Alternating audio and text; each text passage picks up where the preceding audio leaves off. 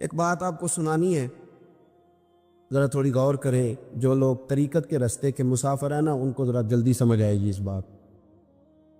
بابا فرید الدین گنج شکر رحمۃ اللہ تعالیٰ علیہ کے ایک مرید تھے، حضرت جمال الدین ہانسوی۔ بابا صاحب کو مرید سے بڑا پیار ہو گیا۔ وہ ہانسا کے رہنے والے بابا صاحب پاک پتن کے، تو وہ بیچارے اکیلے بھائی تھے، والد بھی فوت ہو گیا تو ماں بوڑھی تھی۔ بابا صاحب نے ان سے کہا کہ تو پاک پتن آ جا۔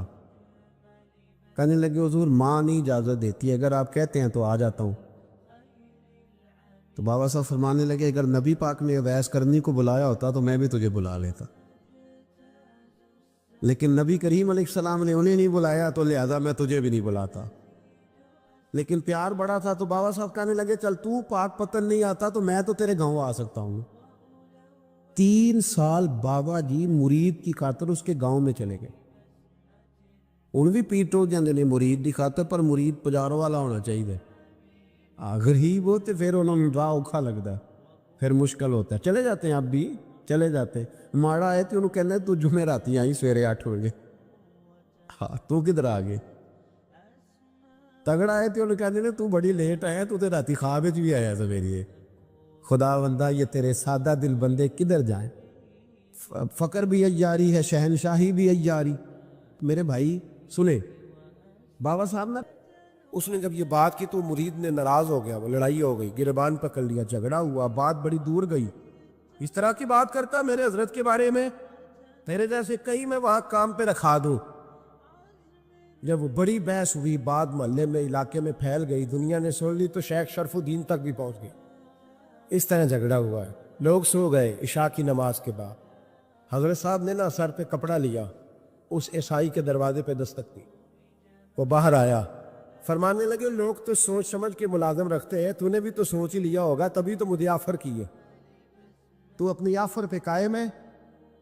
واقعی مجھے رکھ لے گا اور 6000 دینار دے دے گا؟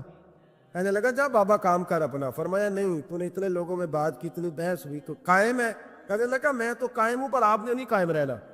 فرمایا میں سوچ سمجھ کے آیا۔ اس نے کہا آپ ڈیوٹی کریں کہ بحثوں کو چارہ ڈالیں گے؟ فرمایا ایک شرط، بس جب اذان ہو جائے نا تو مجھے رب کی نماز پڑھنے کی اجازت دے دے، باقی صبح و شام جو تو کہے گا۔ اگر اس غریب کی بیٹیاں بیائی جائیں تو مجھے اور کیا چاہیے؟ اس کی 6 بیٹیوں کا بوجھ ہے اس کے سر پہ، تو مجھے رکھ لے۔ اللہ اکبر۔ وہ کہنے لگا چلے پہ میرے ساتھ خط بندگی کر لے۔ آج کل ہم اس کام کرتے ہیں، اس زمانے میں خط بندگی ہوتا تھا، غلامی کا خط، قاضی شہر کے پاس، یعنی اس کا خیال تھا کہ چلو اس کام کی بات کروں گا تو بھاگ جائیں گے۔ فرمایا چل میں تیار ہوں۔ قاضی تک گئے، طے ہو گیا، 6000 دینار دے دیے۔ حضرت نے مرید کو بلایا، فرمایا پتر یہ لے جا، جا میری بیٹیوں کو روانہ کر دے۔ کہنے لگا حضور یہ کیا کر رہے ہو آپ، کچھ سوچے؟ فرمایا یار جب تجھے بیٹا بنا لیا تو پھر میری پوتیاں تو لگتی ہیں نا، میرا حق تو بنتا ہے نا، جا کے ڈیوٹی کر، ان کو بیاہ دے۔ بات پھیل گئی، بادشاہ بھی عقیدت مند تھا، وہ 12000 دینار لے کے پہنچا۔ کیا بتاؤ ان رب کے بندوں کا دل کیسا ہوتا ہے، کیا درد ہوتا ہے، کیا رنگ۔ 12000 دینار لے کے بادشاہ آیا اور آ کے حضرت کو پیش کیے کہ حضور آپ دیں اس عیسائی کو ڈبل دیں اور جائے کام کریں۔ آپ فرمانے لگے تو پیسے دے، شرطیں نہ لگا، میرا جہاں دل کرے گا میں خرچ کروں گا، مجھے تو مزہ ہی اب آنے لگا ہے، ابھی تو لطف آ رہا ہے، ابھی تو ذائقہ آیا ہے کچھ کرنے کا، پیسے دینے ہیں تو دے، پابندی نہ لگا، جہاں میرا دل کرے گا میں۔ اس نے کہا حضور ٹھیک ہے رکھ لے۔ حضرت نے فجر مسجد میں پڑھی، جیب میں 12000 دینار تھے، اعلان فرمایا بھی کسی اور کی بیٹی بھی بیٹھی ہے تو پیسے میرے پاس ہے۔ وہ 12000 دینار بھی بانٹ دیا، اور 12000 دینار بانٹ کے نا تو پھر چلے گئے کھیت میں چارہ کاٹنے۔ اس عیسائی کو کسی نے بتلایا کہ ان کے پاس تو 12000 آیا ہے، پر تجھ سے جان نہیں چھڑائی انہوں نے، جب وعدہ یہ ہوا تھا کہ 6 دیں گے تو جائیں گے، جب تک دیں گے نہیں تیرے گھر میں کام کریں گے۔ وہ نا چارہ کاٹ رہے تھے، حضرت صاحب تو وہاں پہنچ گیا، دور جا کے کھڑا ہو گیا، کہنے لگا بابا پہلے تو میں نے مسلمانوں کے اخلاق سنے تھے، اب تو میں نے دیکھ بھی لیے، پر یہ بتا جب 12000 آیا تھا جان کیوں نہیں چھڑائی؟ تو حضرت چارہ کاٹتے کاٹتے رو پڑے، فرمانے لگے تو نہیں نہ جانتا یہ بیٹیاں سانجھی ہوتی ہیں، پتہ نہیں نا، میرے رسول پاک نے تو حاتم تائی کی بیٹی کے سر پہ کپڑا رکھ کے کہا تھا بیٹیاں برابر ہوتی ہیں. تو یہ نہیں پتا جب اس کی 6 بیٹیوں کی شادی ہوئی ہے میرے اندر روحانیت کتنی بڑی ہے. فرمایا پھر 12,000 آیا ہے تو 2-4 بچیاں پھر گئی ہیں. یہ نہیں پتا میں اندر سے راضی کتنا ہوں. میں تیری نوکری کرتا رہوں گا, پتہ نہیں اللہ کتنی بیٹیوں کو بیاہ دے گا. اتنا رویا وہ عیسائی کے پیروں میں بیٹھ گیا, کہنے لگا بابا میں نے تیری مخالفت کی ہے پر تیرے قریب آ کے پتہ چلا ہے تو بہت اونچے اخلاق کا مالک ہے, اور اگر تیرا یہ مقام ہے تو تجھے اخلاق سکھانے والے محمد عربی کی شان کتنی ہے جی. امام مالک کے پاس ایک بندہ آیا, اس نے کہا حضور میں درزی ہوں, ایک ظالم بادشاہ مجھ سے کپڑے سلواتا ہے, میں تو ظالموں کا مددگار نہیں نا. ایک ظالم بادشاہ مجھ سے, حضور میں تو مددگار نہیں نا ظالموں کا, جو فرمایا ظالموں کا مددگار بھی ظالم ہوتا ہے, تو کپڑے لے کے آتا ہے میں سی کے دے دیتا ہوں, ذمہ داری نہیں. یہ ایک آدمی دکاندار ہے, اس سے کوئی بندہ چیز خریدنے آئے گا تو تھوڑی کہے گا میں نے نہیں دے دی, تو دے گا. کوئی بندہ اگر کسی شخص سے کوئی کام کہتا ہے جو اس کی فیلڈ ہے, اس کا شعبہ ہے, اس کا معاش کا وہ سلسلہ ہے, کہتے ہیں یا رسول اللہ صلی اللہ علیہ وسلم ظالموں کا مددگار بھی ظالم, حضور نے فرما دیا. تو امام مالک سے بندے نے مسئلہ پوچھا, دل کی تختی پہ لکھنے والی باتیں ہیں. کہا حضور میں درزی ہوں, ظالم کپڑے سلواتے ہیں, میں تو مددگار نہیں نا. امام صاحب کہنے لگے نہیں, مددگار تو وہ ہوگا جو تجھے سوئی دھاگا فراہم کرے گا, تو پورے کپڑے سی کے دیتا ہے, تو خود بہت بڑا ظالم, تو پورے سوٹ سی کے دیتا ہے, تو بہت بڑا ظالم خود ہے. مددگار تو وہ ہوگا جو تجھے دھاگا دے گا, جو تجھے بٹن دے گا, جو تجھے نلکی دے گا, جو ظالم سے اتنی نفرت ظلم کر کے بنتا ہے. یہاں تو ہمارے زمانے میں ہیرو بن جاتے ہیں لوگ, ظالم ہیرو ہے, لوگ اس سے ڈرتے پھرتے گھومتے پھرتے, اور بہت سارے کم مزاج لوگ اس کے پیچھے ہاتھ باندھ کے پھرتے ہیں. ظالموں کی مدد کرنا, ظالموں کے ساتھ رہنا, یہ ظلم ہے, ظلم, یہ زیادتی ہے. میرے نبی پاک صلی اللہ تعالیٰ علیہ وآلہ وسلم نے ارشاد فرمایا, یاد رکھو رب فرماتا ہے میں مظلوم کی مدد ضرور کروں گا, چاہے جلدی کروں چاہے دیر سے کروں, میں مظلوم کی مدد. اور حضور صلی اللہ علیہ وسلم نے فرمایا ہے, حضرت معاذ بن جبل کہتے ہیں حضور نے مجھے یمن کا گورنر بنایا. جب میں جانے لگا نا تو حضور نے بڑی نصیحتیں کی, بخاری میں موجود ہے. فرماتے جب میں پلٹنے لگا تو میرے رسول نے فرمایا معاذ ایک منٹ ٹھہر جا, ایک بات میری یاد رکھنا, اس کو نہ بھولنا. کہا حضور کیا؟ فرمایا دیکھنا کسی پہ ظلم نہ کر بیٹھنا, کہیں تجھ سے زیادتی نہ ہو جائے. محبوبہ پھر حضور نے فرمایا سن میرے معاذ, میں تجھے گورنر بنا رہا ہوں, زیادتی نہ کر بیٹھنا. یا رسول اللہ صلی اللہ علیہ وسلم کیا ہوتا ہے؟ تو میرے کریم نے فرمایا جب مظلوم دعا کے لیے ہاتھ اٹھاتا ہے تو عرش کا مالک کہتا ہے فرشتوں پیچھے ہٹ جاؤ, عرش کا مالک کہتا ہے فرشتوں پیچھے ہٹ جاؤ, دروازے کھول دو. فرمایا مظلوم اور رب کے درمیان شے حائل کوئی نہیں. بڑے غور کے ساتھ سورہ مومنون کی ان ابتدائی آیات پر غور کرنا چاہیے. رب فرماتا ہے قد افلح المؤمنون, تحقیق مومن کامیاب ہو گئے. کون سے مومن؟ الذین ہم فی صلاتہم خاشعون, وہ جو اپنی نمازوں میں گڑ گڑانے والے ہیں, خشوع کے ساتھ, عاجزی کے ساتھ, انکساری کے ساتھ, ذوق کے ساتھ نماز پڑھنے والے ہیں. والذین ہم عن اللغو معرضون, اور وہ جو بیہودہ باتوں سے منہ پھیرنے والے, لغویات سے اپنا رخ پھیرنے والے, سنجیدہ لوگ. پھر ارشاد فرمایا والذین ہم للزکاۃ فاعلون, جو زکوٰۃ دینے کا کام کرنے والے ہیں. پھر فرمایا والذین ہم لفروجہم حافظون, اور وہ لوگ جو اپنی شرمگاہ کی حفاظت کرنے والے, اپنی شرمگاہ کی حفاظت کرنے والے. الا علی ازواجہم, مگر یہ کہ اپنی بیویوں پر, او ما ملکت ایمانہم, یا اپنی شرعی باندیوں پر. اس زمانے میں جو لونڈی خریدی جاتی تھی اس سے بھی وطی کرنا جائز تھا, اگرچہ اب لونڈیاں موجود نہیں ہیں تو یہ فعل بھی موجود نہیں, سوائے اپنی بیویوں پر یا شرعی باندیوں پر. فإنہم غیر ملومین, فرمایا جو یہ کام کرے اس پر کوئی ملامت نہیں ہے. اپنی بیوی کے پاس شرعی طریقے سے جائے یا باندی کے پاس جائے.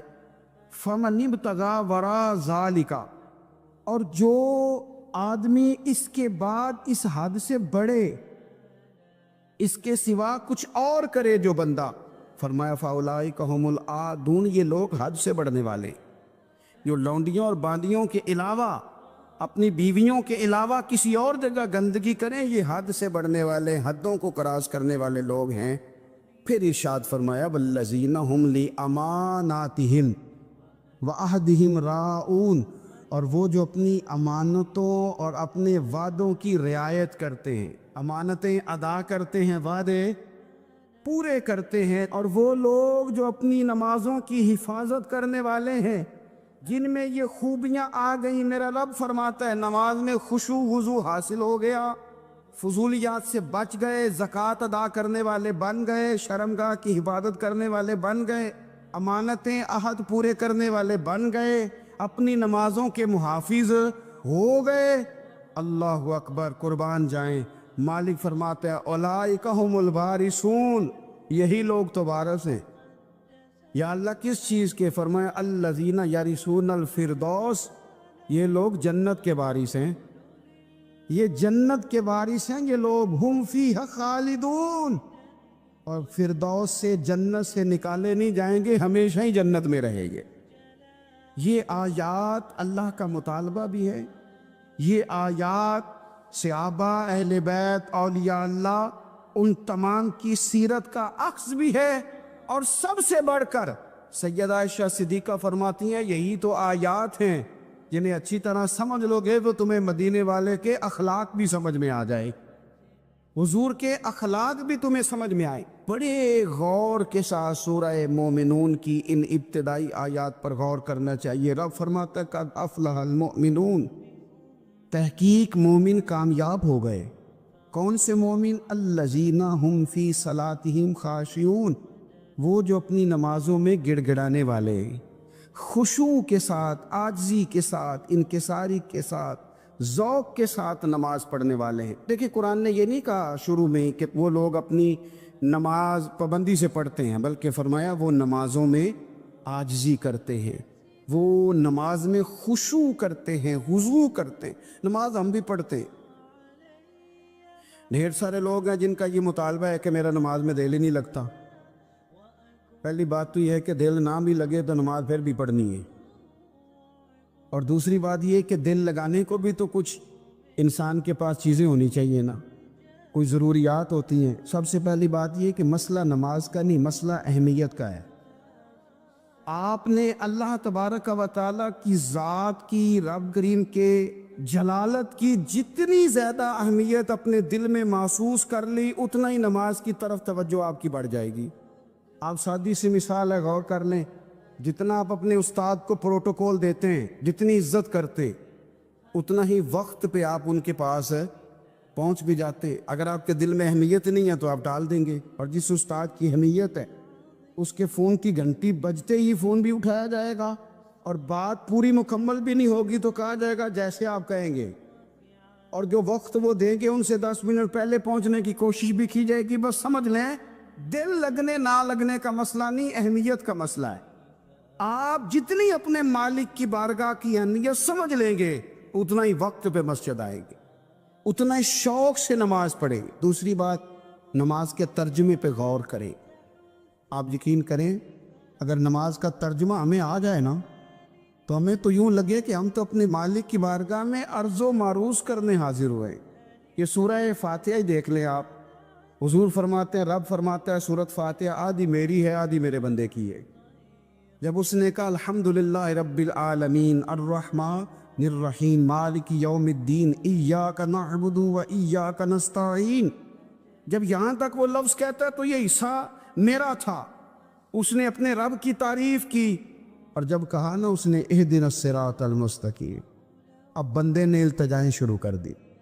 اس نے کہا کہ مالک بھی تو ہے، رحمان بھی تو ہے، رحیم بھی تو ہے، عبادت بھی تیری کرتے ہیں تو مدد بھی تو تجھی سے مانگنی ہے نا، اب مہربانی فرمانا اہدنا الصراط المستقیم، ہمیں سیدھا راستہ دکھا دے، صراط الذین انعمت علیہم، ان لوگوں کا راستہ دکھانا جن پر تو نے انعام کیا ہے، غیر المغضوب علیہم ولا الضالین، ان کے راستے پہ نہ چلانا جن پر تیرا غضب ہوا، جو گمراہ ہو گئے ان کے راستے۔